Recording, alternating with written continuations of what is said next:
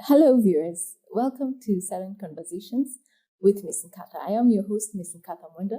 I wear many hats. I am a recovery coach trained by Nakada, a nutritionist by profession, chairperson of Graceful Youth Recovery Center, a youth-led organization at the forefront in prevention of substance use, partner at Olena Nankera Treatment Center, which offers a holistic approach to treatment for persons with substance use disorder, mental health disorders, and we believe recovery is possible. Today, I'm very excited because I have on set an amazing couple. When I think of them, I think of God's goodness, and that it is important to wait on the Lord because in due time, at the right time, He perfects everything. So I want to introduce Judy and Andrew Glover. Welcome to the show. Hello viewers, my name is Judi Wahinya-Glover and I am a fitness enthusiast. I love anything to do with fitness and health. I'm also a nutritionist and I'm also a life coach. This is something I have gotten into recently, but it's something I've loved for a long time. So I met Nkatha in the nutrition line of things, and I knew that she and I would one day talk a little bit more about this. I'm married to Mark Glover. We met in the UK. I'm also a mother to one son, Eric, an adult son. And I'm very happy to be here. Hi, I'm Mark Andrew Glover. I'm from the UK, born and raised in Manchester. I'm married to Judy, my wife. I'm a Christian. I have a passion for addicts, alcoholics, to help them. Mm-hmm. And I also have a degree in horticulture, and my background is landscape.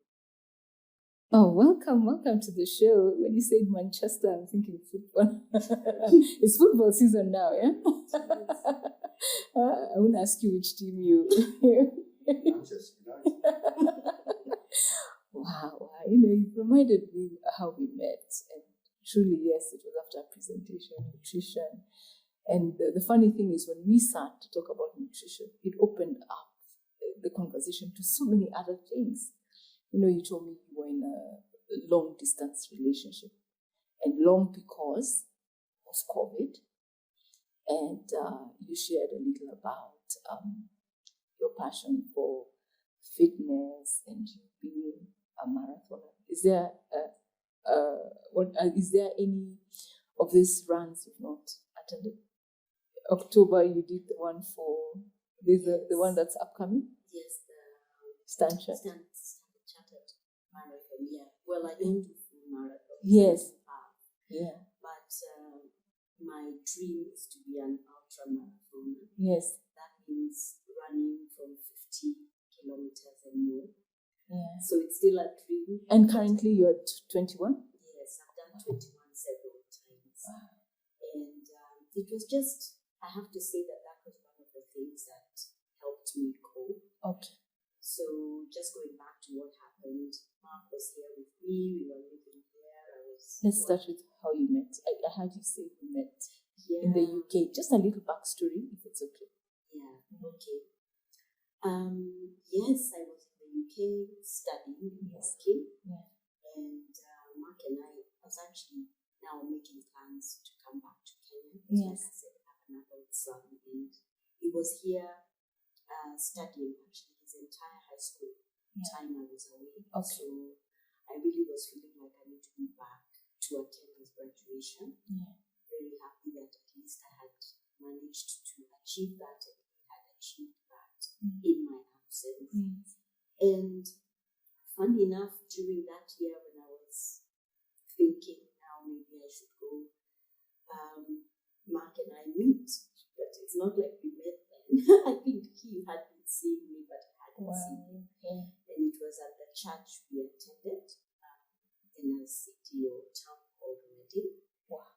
And so that was where we met. Yes. And so I still had to come back because I needed to attend my son's graduation. back to Kenya? Yes. Oh, wonderful. Yeah, followed me here. We'd already been together for about 2 or nearly 3 years. Wow. And so we came and had our wedding here. Wow. And so we were here for the time. Then COVID happened. Yes. And in fact, at about that time, he needed to go do something in the UK. Okay. And so he went, but then unfortunately, he had a health issue. He had a seizure. I think I'll Okay. Yeah. And the seizure was serious because it broke his left shoulder, Yeah. 3 places. Wow. And it took a really long time healing because it even had to be reconstructed. Give you more information about that. So it was really difficult.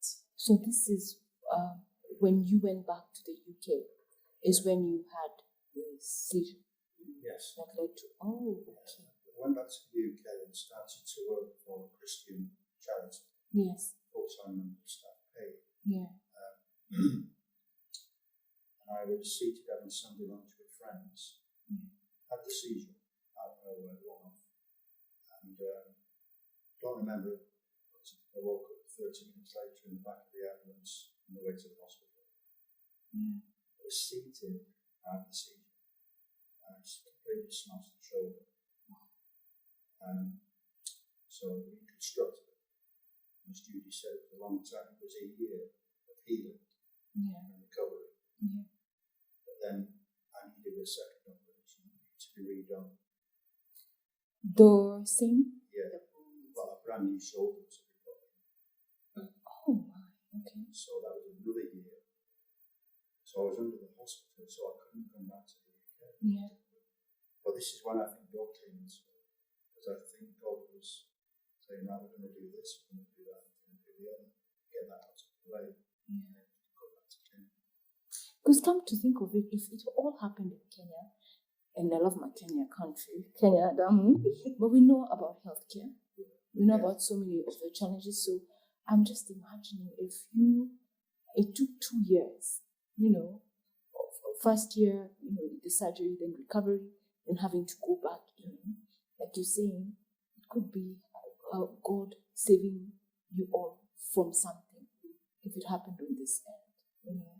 So how was it coping, the long distance relationship, knowing fully well your husband is in hospital, he's going through recovery and you're not near him.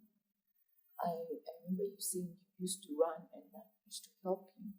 But how did you cope during that time?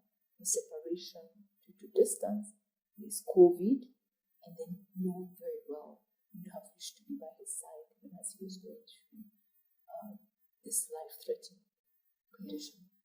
It was really terrible because, first of all, the Mark was meant to have gone earlier in the year. So when COVID happened, it meant, remember, the airports were closed. Yes. We had the ticket and everything. Then during that same time, it's the first half of the 2020, I am informed that basically there were redundancies within the company. Yeah. And so basically I was losing my job as well. So it sort of gave us more reason that Mark needs to go back so that at least he can get a job and support me, even though it will be long distance while we figure out what to do. So that was kind of what was keeping us going. But it was very sad because for me I had not expected that to happen. But what was just keeping us going is that I wasn't the only one. There's other people that lost their jobs. Some of them were a lot younger people, and I was even sympathizing with them. And at least I said, at least Mark's going to the UK. It's probably better there. So he literally got there. So I was in that place of wondering what to do, and all of a sudden I'm alone in the house because it was just the two of us. And then I started to run. Remember, even the gyms were closed. We used to go to a nearby gym, some apartments, and we couldn't go. So I was feeling like deal with it. So I started running. I used to run, but I started running more. And that for me was very, very therapeutic. I started running longer distances. And then that's when suddenly I said to myself, I can try to do the half marathon. I started doing 10. And then I started building it up. And I can say for a fact it really helped me go. It really did. Because now I didn't have to get home and think, oh, this empty house, there's no mark. Speak on the phone, but it's never the same. And I now learned more, as much as I knew about fitness is good for you health-wise, but I started researching the mind and spirit side of things and got to learn quite a lot about how exercise helps with the mind. And I think that was when you invited me for an event and I talked about it, because when people are suffering from addiction, they have that compulsive behavior. So during recovery, sometimes when you feel like you want to do something, one of the best things to do is exercise. Because you go there and you sweat and you work hard and it shifts your mind from those mental issues that are troubling. And it also produces neurotransmitters. The dopamine levels go high and it boosts your mood. I'm surprised. You mean your jump for joy, your fitness started during COVID? No, I started it before. Actually during it officially. For me, that's when I even registered the company. Because before, I was just calling myself by that name. Look at that. COVID, that was actually in September of 2020. Is when I registered the company name. And it was very exciting because that was also part of coping. Because I'm thinking, okay, Mark's not here, but at least I can do something for myself. I do not necessarily be employed in a job, but because I'm a person of faith, I said, maybe God wants me to do something else for myself at this point or at this moment in time. And look at what has happened so far. When you look from 2020 to today, I've seen you do have a fitness activity or activities that people come together and they're able to run and you're able to network. Look at what that has birthed. Maybe you'll talk about the upcoming events or the events that you normally have in your organization. And yes, viewers, she's talking about the Fast Sober Living Youth Summit. I remember meeting her and we talked about fitness and nutrition. And it was just about that time when we were having a very fast Sober Living Youth Summit. And it was really great to have you come on the panel and talk about health, fitness, and also some bit of nutrition when it comes to substance use disorders, prevention and management. And wow, I didn't know we'd sit here and then have this conversation on another platform, but it is what it is and it is exciting. How did you cope? For her, she picked a sport. She started running. You were in hospital for so long. How were you coping at that time? This is where the story really begins, because after the seizure, the first operation, I lost my job because you're not allowed to drive for 6 months once you've got a seizure. Had the seizures ever happened before? Okay. First time. Okay. And only time. Yes. But it was at that point where I'm an alcoholic. I'm in recovery myself. How many years, if I may ask? 2009, 52 days. It's 3 years, 4 months. A day at a time? Pardon? A day at a time. 24-hour problem. Yes. So I had a seizure. Phone book, I lost my job. I relapsed for 3 days. It was just 3 days. But it was complete madness. I knew of a rehab called the Alcohol Man. And I contacted them. I went in pretty much straight away. I knew I had to go in because I had very long periods of sobriety. Something would happen. and I really don't know why. Yeah. So I wanted to understand myself. Yes. Anyway, Yellow Manor is an 11-month residential program. Yes. So you would be away from Judi Yeah. for that 11 months if I wanted to. Yeah. We talked about it. Talked about it. It came to the decision, yes, go in. Yeah. As a Christian, do that. Yeah. Best thing they ever did. Wow. Girls came out knowing exactly who it was. Mm. And I believe that a better husband, Judy's never really seen him drink. Yes. Together. Yeah, because even when I was over there, I would have my glass of wine or whatever. But wherever we went, Mark wouldn't drink because he used to say, what was that funny thing? He used to say, I don't have a problem with alcohol. Yeah. Alcohol has a problem with me. You just and I don't thought know. it was the funniest thing ever. But he Yeah. never, ever touched alcohol Yeah. here or over there.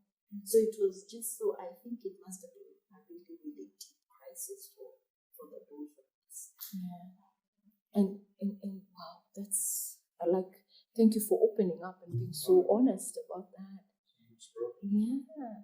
And in those 11 months, can you give us just a summary? What did you pick up? What was the training? What was the recovery? Well, I dealt with, you teach on ACEs, don't you? Yes. First childhood experiences. Yes. So being in Manor, the other one, we allocated the key worker twice a week, Yeah. and we were counselling once. Yes. With the counsellor, Tim, for 11 months, I went through all my first childhood experiences. Mm-hmm. The earliest memory was a 2-year-old. I remember that as clear as day. Yeah. And I dealt with all of this because I thought, if I'm doing this properly, Yes. I've got to find out why I do. I came out understanding exactly why I did, why I took drink. I didn't. And that's what I keep doing to this day. But it wasn't just one thing in the other, it was a lot. Mm-hmm. We had personal discipleship with the Baptist minister, 1-to-1, 3 times. So my faith grew. And I left there with a spiritual problem. Yes. With all the tools that you need to succeed, basically. Now the work is done to me. Mm-hmm. It's what I put into the day, or what I don't put into the day. My defects of character, Judi, that they say is on. If I'm feeling spiritually well or mentally well, I have to check myself, check on what we're doing yesterday. Could I treat the right manner? Could I treat people around me? Could I treat them better? From that, so I can realize what my defects are. Yeah, that one is very important because then it keeps you aware.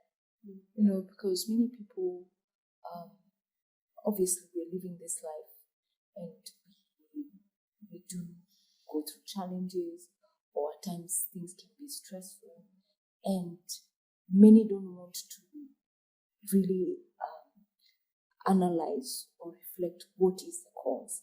Because even with the substance use disorder or any behavioral disorder, it stems from the underlying issues. And we were talking earlier, we had these conversations about advanced childhood experiences that many children have no recollection of, but then the body never forgets. So later on in life, they're acting in a certain way. They can't understand what it is, but it can be pointed down to either traumatic experiences or feelings of abandonment and things like that. So I'm happy you highlight that because it is very important in any recovery program to deal with the underlying. What are the triggers? What caused it?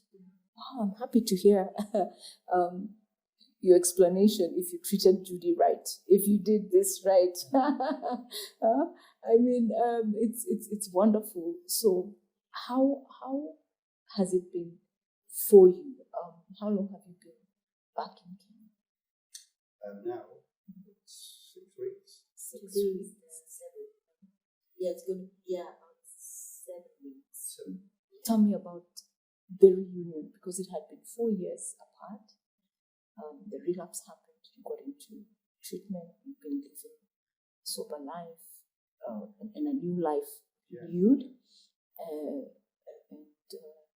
you're here in fitness, working. You mentioned you're a life coach as well, and doing all these things. And you had been apart for so long. So how was that reunion? How was it?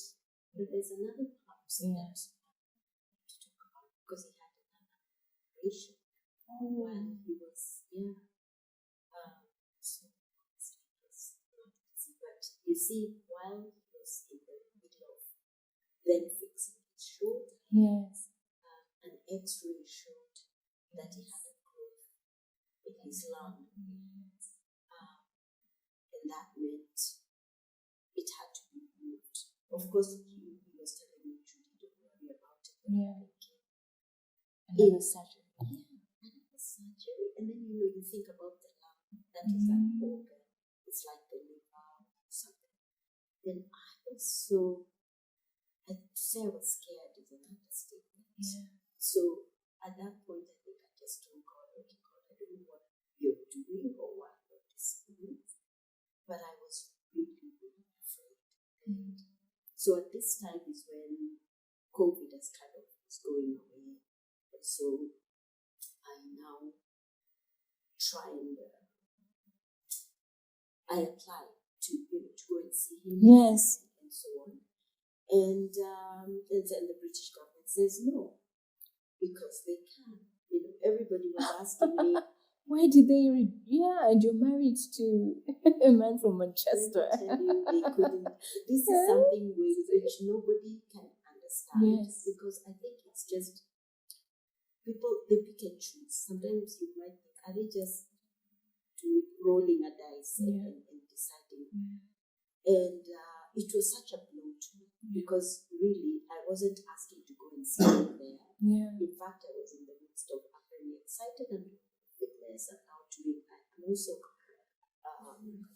I do consultancy, but for work, like I do administrative work. Like in that conference. There's another conference I was at, and I was doing stuff there. So I was in the process of thinking I need to establish this so that when Mark comes back, we are doing our own thing. So I didn't want to go and stay. I was asking for a visa to go and visit him in hospital. So we've got all the notes, doctor's letters, everything. And when they said that, I just thought, I don't think I'm supposed to. I had to. That was even part of.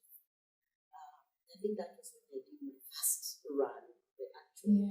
But so that was difficult because now I do know how it was a very delicate operation. So maybe Mark can talk about that. But it was hard because I thought at least this was a broken bone which can be fixed. How about a lung? And a growth for that matter. Is it malignant? Is it benign? Is it cancer? So that was very, very scary.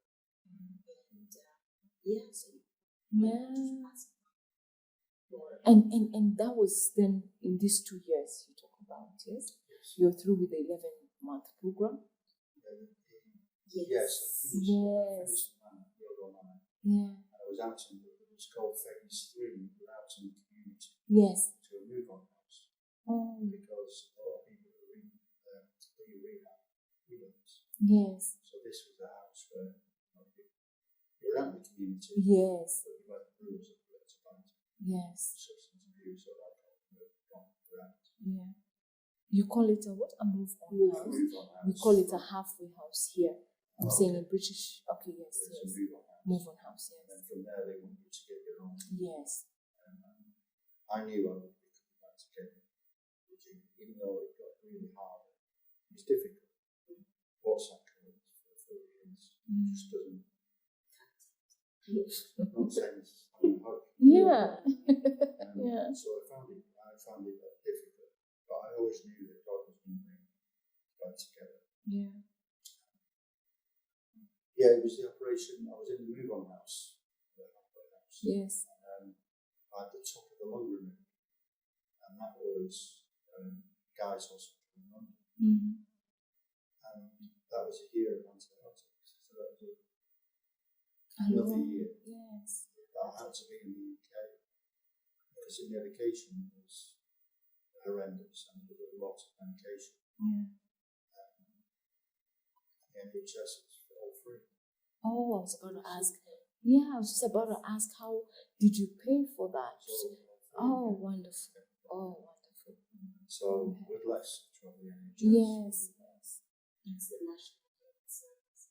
Yeah, that one. Oh, okay. And so you've gone through the 2 surgeries. You're in the move on house. You have to go through another surgery and be on medication for a whole year. The lady care, And actually. oh, Lady care, because it was quite delicate. There were things he could do or couldn't do. And for me, it was killing me because I'm thinking how you need someone to look after you. I myself had an operation soon after I came back to Kenya. Mm. And my mom was looking after me. Yes. I'm in my 40s, but my mom was looking after me. Yeah.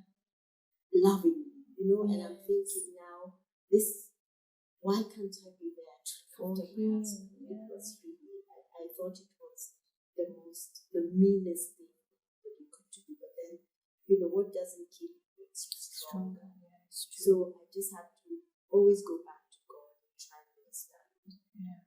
why is this happening. Maybe He's making us stronger for something in the future which we Yeah. don't know. Yeah. But we just have to thank Him that He's got the care. Yes. In the UK.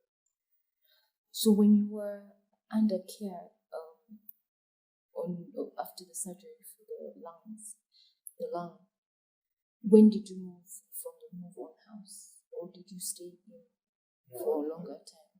I moved to another move on house. Yes. It wasn't the Old Manor, it was called Open Vision. Yes. Which is another, it's a community-based follow-on program. Yes. I moved to Woking because I knew I was coming back to Judi one Yes. day, so I stayed with them, Yeah. doing what I should be doing, working program, looking at the community, Yes. food banks, Yes. just voluntary work because I wasn't allowed to work at the time with the work. So Yeah. yeah, it was very difficult, but it was rewarding Yes. in the voluntary work Yes. because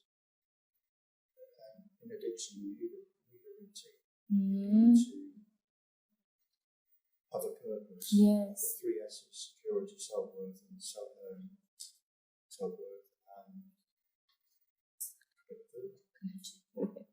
and the 3 S's Yeah. you need, and that's what I was getting from. Yeah. So feeling as I've done something that was useful to the community, Yes. because I wasn't out there being with you. Yes. So I continued to work voluntary Oh, wow. until Yeah. We'll take a short break. Now, what I really like to know, how is it being married and cross cultures? She's African, Kenyan, you're British. Yeah, how's that feel? absolutely amazing. Judi is the best, she really is. Even when we met in the UK, it was just something completely different. You've been watching her for a couple of years. 2 years, I've noticed that What did you notice about her? just the way she was, her behaviour. She seemed a very kind person, even just from viewing. Yeah. She wasn't loud and brash. But she used to, I was on the welcome team at church Sunday evening, 7 o'clock. And I'd see Judi coming. I never got a chance to get in because she'd fly past me into church. And I ended up in Amma and she'd gone into church. You were waiting for a day to. And then I just thought, and we'd both been praying. We didn't know that we could look at Yes. exactly the same prayer. Which one? I was a Christian partner. Didn't matter what kind, round about my age. Good name, us with faith. Yeah, I was also praying the same thing. Yeah. I said, God, I'm in a foreign country, Yes. but I don't want to live my life as a spinster, even though I have a son. Yeah. And, I had a very young relationship because I had Eric very young. Yeah. And then I was just doing things on my own and just sort of had gone off. It's better than all. Yeah, but after some time you start realizing, and I started praying for companionship. Yes. And I said, I'm in a foreign land, so whatever color he is, but he needs to be a Christian. Yes. So actually that's how it happened. So you finally got together. Yes. And you both hit it off from the beginning. Yes, yeah, it was really one good thing I can say. The British people are really kind and courteous, So I personally like being handled kindly with kindness, I think, and consideration. So I thought he was just a really perfect gentleman, and he seemed to know exactly what he wanted, which surprised me. Yeah.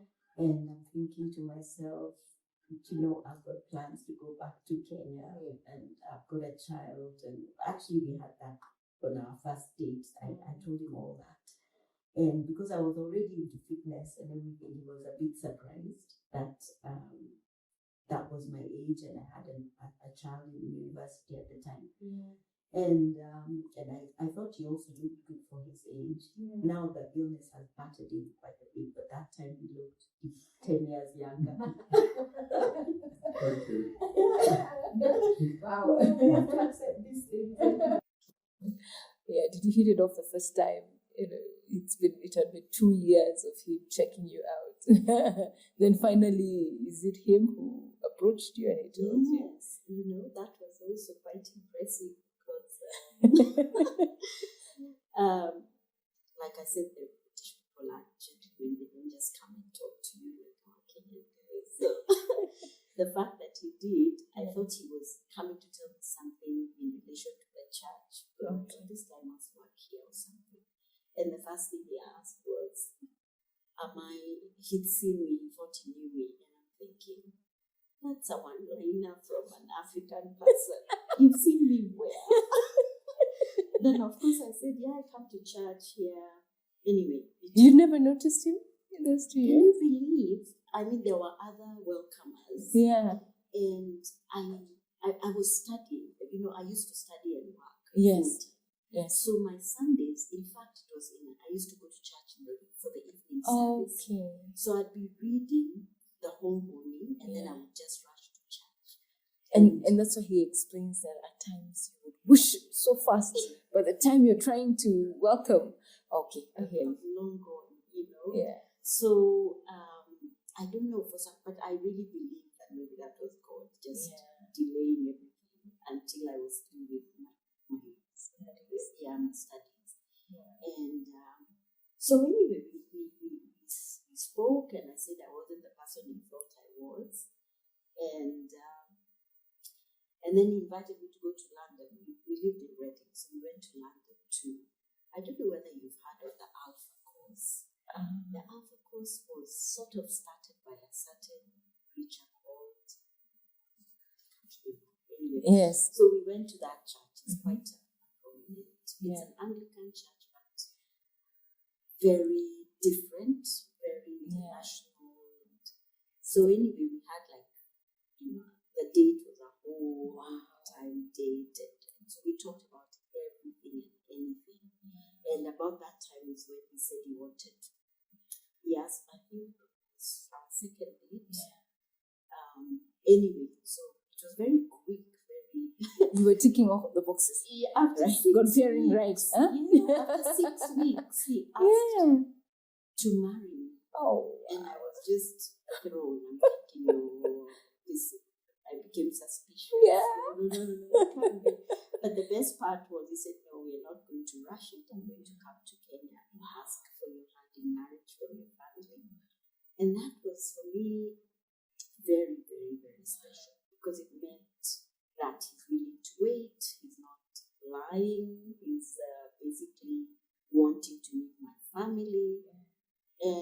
was important because I was thinking about my son and thinking, how will he react? Yes. Because boys can be protective. Yes. The rest of my family, my mom is old school. What are you doing bringing us some sungu? And I'm like, okay, I don't know what it's going to be like. Yeah. And then I only have brothers. I don't have any sisters.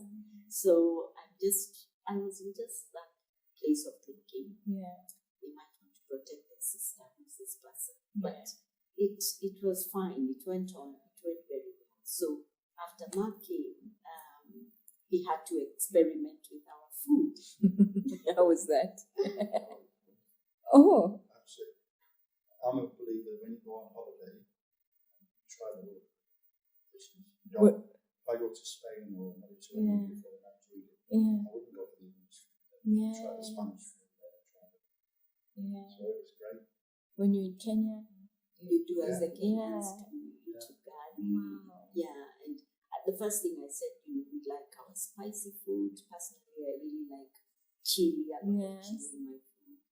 So it was just that introduction. But that was good. That part wasn't a problem. Yes. And Mark also has a bit of food background. So yeah.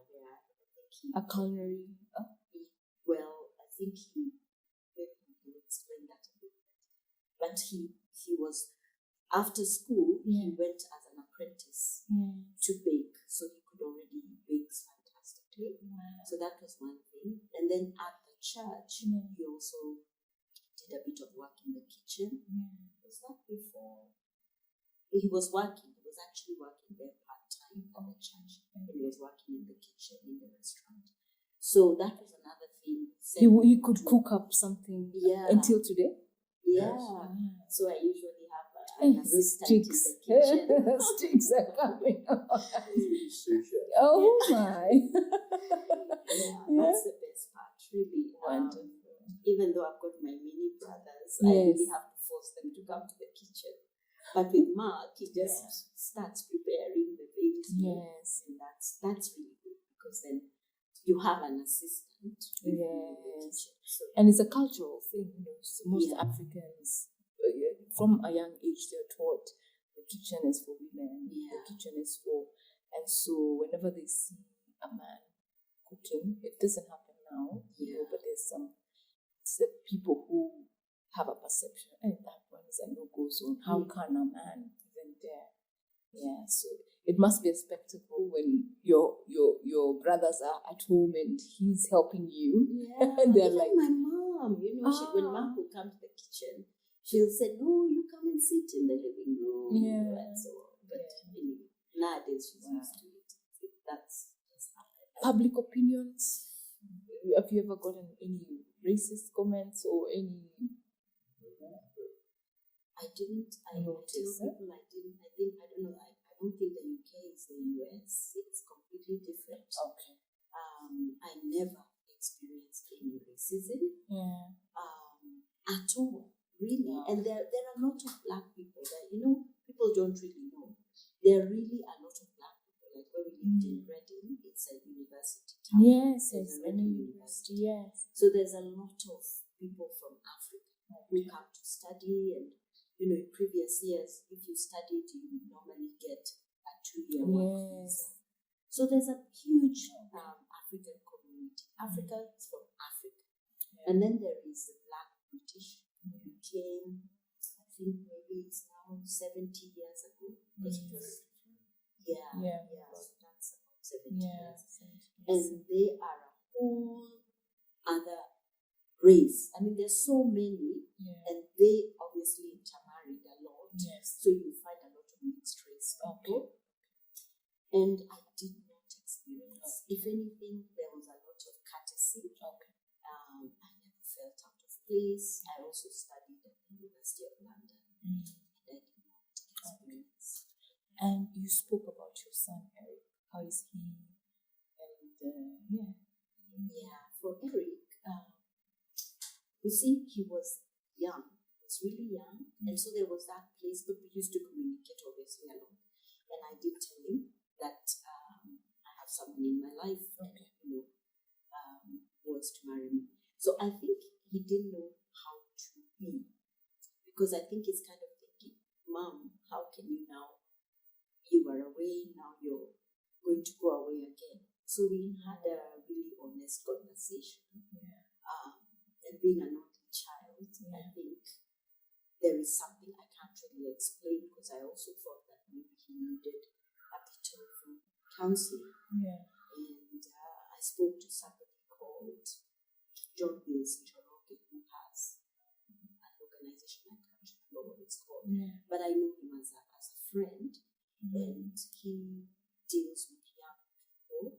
Maybe, I don't know if he has dealt with substance abuse people, but he mostly deals with youthful boys, teenagers, and young adults who have had either been raised by single moms, and so they're in that place of identity crisis, because that also leads to substance abuse. It can also cause that. So I went to him for advice, so that I would know what to ask my son, who was in his early 20s.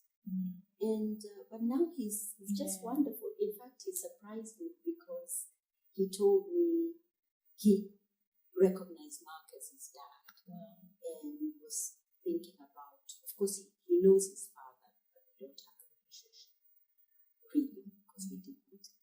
And so his father was asking him, about, so what happens? I can see now you might want to get married, and so on and so forth. But he said, I don't have a relationship with him. In fact, he just said, I don't think he's the person I would want to be there as my father. And he recognizes Mark more as the person he would seek to be a father to. Yeah, because he's seen how he has been with you, and being respectful and loving his mom. Wow. So the three of you are happy and living happily. Yeah. We are 4 now, because Eric also has a fiancé. Oh. So it's the most wonderful. Congratulations. No, those ones, we are coming to that wedding. I'll be waiting for an invite, on a light note. Wow, that's wonderful. Wow. I mean, I'm just so happy for you.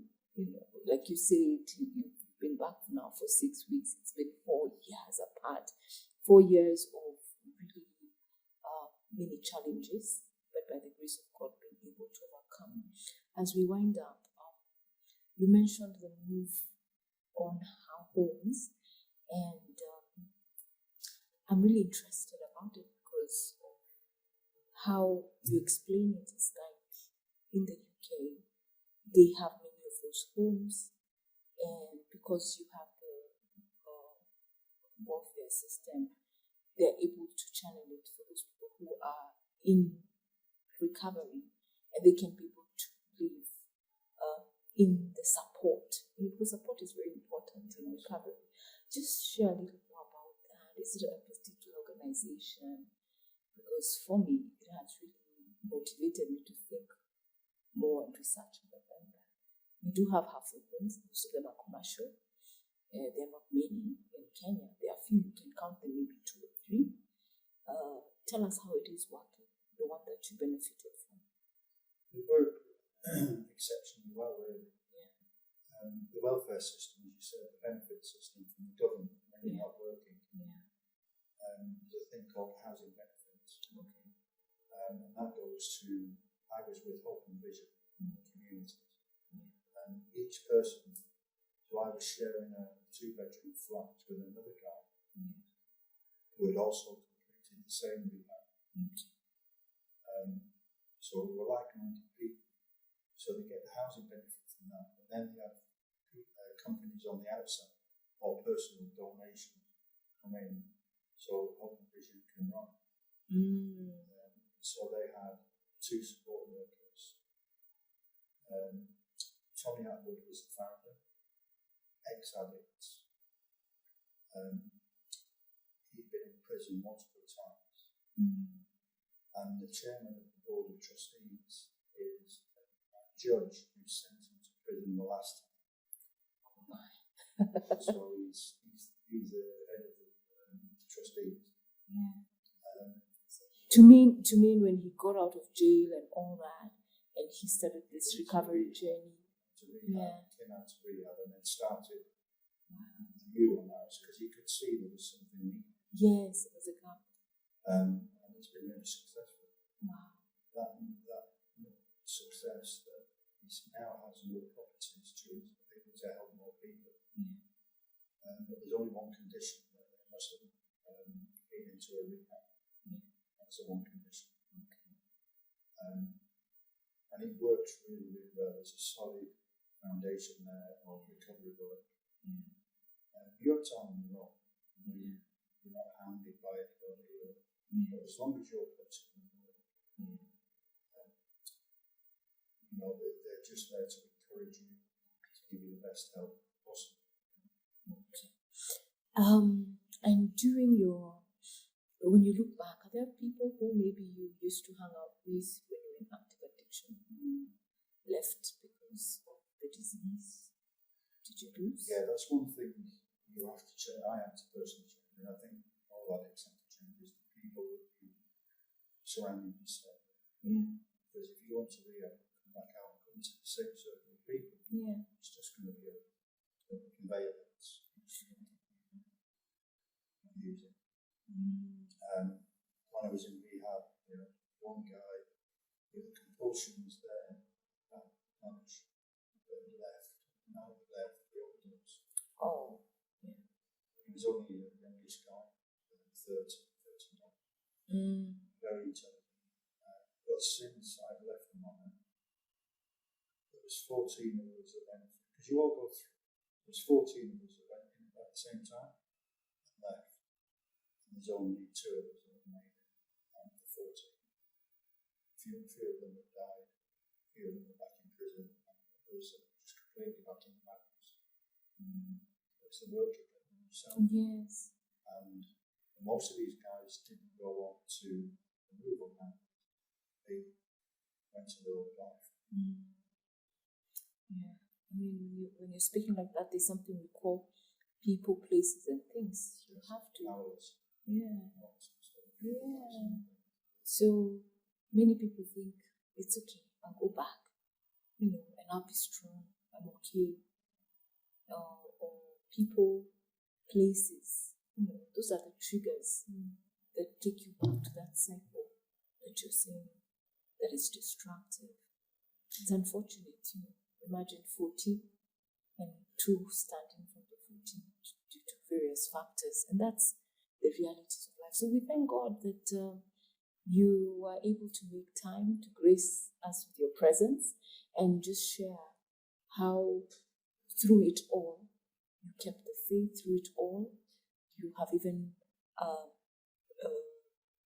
you're renewed, because I remember you saying that 11-month program really changed you, and you're living a day at a time, intentional, aware, and making sure that your mental health is priority as well, and your family. And so, thank you so much for that input. Do you have a parting shot? Tell us more about your fitness journey, of the fitness, what you're doing. Is that is the walks and the runs monthly? Is it quarterly? Is it once in a while? Well, I do a lot of social media. Yeah. My social media, I mainly do Facebook and Instagram. So I have a group. I encourage people to join my fitness group. So those are the people who are close with me. But I speak to everyone on Facebook. And I have those events. You see, when you're on Facebook, you don't really know who you're reaching. So I put it out there and I advertise. I have those kinds of events. Sometimes you may not have very good turnout. People may not show up. But I do that often. So actually, even during Mark's time away, I listen a lot to Hope FM. So one time I would just listen, and it was a Swahili presenter who used to come between 1 and 4. And I just commented about food, about nutrition. And the guy contacted me. So that was my first interview I did. You can Wow. imagine I had to speak all the Swahili I could possibly master, Yes. but I did my best. And Yeah. so I began to realize that it doesn't matter. You might think you're reaching nobody, Yes. but just from that one, I started, people were calling me, you know. So I really, just like you, I'm more concerned about who I reach. And some of the people in my group, that fitness and health group, are women I've never met from Mombasa. And they're like my number one fans because they follow me. Two of them have gotten to their ideal weight. They were very, very overweight and they didn't know what to do. And so I just basically give advice. Where can people find you? And as well, Andrew, where can they find you in relation to what you do day by day? Yeah, so my social media handle is, I use the name Jump for Joy Wellness.